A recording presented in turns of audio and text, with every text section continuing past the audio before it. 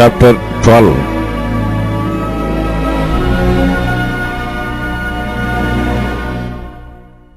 And Samuel said unto all Israel, Behold, I have hearkened unto your voice in all that ye said unto me, and have made a king over you.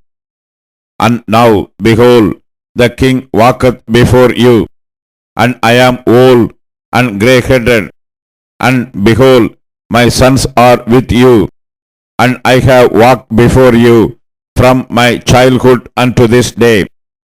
Behold, here I am, witness against me before the Lord, and before his anointed. Whose axe have I taken? Or whose ass have I taken? Or whom have I defrauded? Whom have I oppressed?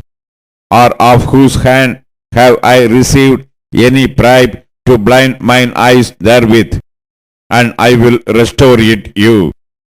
And they said, Thou hast not defrauded us, nor oppressed us, neither hast thou taken aught of any man's hand. And he said unto them, The Lord is witness against you, and his anointed is witness this day, that ye have not found aught in my hand. And they answered, He is witness.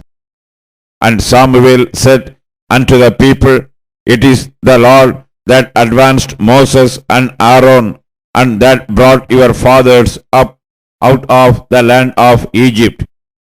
Now therefore stand still, that I may reason with you before the Lord of all the righteous acts of the Lord, which he did to you and to your fathers.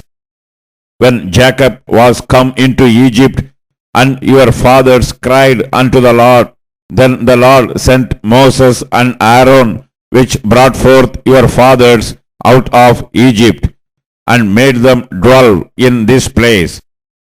And when they forgot the Lord their God, he sold them into the hand of Sisera, captain of the host of Hazor, and into the hand of the Palestines, and into the hand of the king of Moab, and they fought against them. And they cried unto the Lord, and said, We have sinned, because we have forsaken the Lord, and have served Baalim and Ashtaroth. But now deliver us out of the hand of our enemies, and we will serve thee. And the Lord sent Zerubbabel, and Bedan, and Jephthah, and Samuel, and delivered you out of the hand of your enemies on every side, and ye dwelt safe.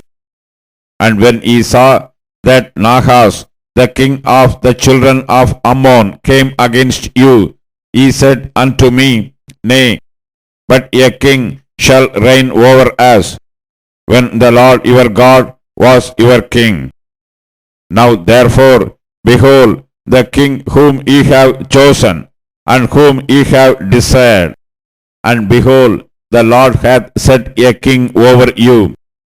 If ye will fear the Lord, and serve him, and obey his voice, and not rebel against the commandment of the Lord, then shall both ye, and also the king that reigneth over you, continue following the Lord your God. But if ye will not obey the voice of the Lord, but rebel against the commandment of the Lord, then shall the hand of the Lord be against you, as it was against your fathers. Now therefore stand and see this great thing, which the Lord will do before your eyes. Is it not wheat harvest today?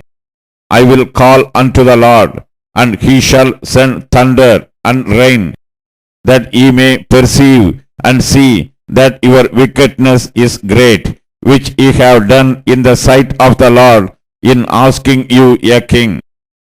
So Samuel called unto the Lord, and the Lord sent thunder and rain that day, and all the people greatly feared the Lord and Samuel.